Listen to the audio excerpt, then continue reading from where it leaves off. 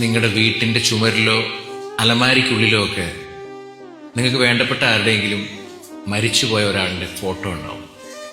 അത് നിങ്ങൾ നോക്കിയിട്ടുണ്ടോ? ആ കണ്ണുകൾ നമ്മളോട് ഒരുപാട് സംസാരിക്കും. അവർക്കിതുവരെ നമുക്ക് തോന്നിയിട്ടില്ലാത്ത വല്ലാത്തൊരു ഭംഗിയുണ്ടാവും ആ ചിത്രത്തിൽ. അവരൊരുപാട് സംസാരിക്കുന്നുണ്ടാവും. അവരുടെ നടക്കാതെ പോയ ആഗ്രഹങ്ങൾ, സ്വപ്നങ്ങൾ, നഷ്ടങ്ങൾ, ഒരു യാത്ര പോകാനുള്ള തയ്യാറെടുപ്പ് പോലും എടുക്കാതെ നമ്മളെ വിട്ടുപോയവരാണ് ഇവരെല്ലാവരും. ഒരു ദിവസമോ കുറച്ച് നാളുകളോ അവർക്ക് കൂടുതൽ കിട്ടിയിരുന്നെങ്കിൽ ചെയ്തു തീർക്കാനോ കണ്ടു തീർക്കാനോ ഉള്ള എന്തെങ്കിലും ഉണ്ടായിരുന്നിരിക്കും അല്ലേ?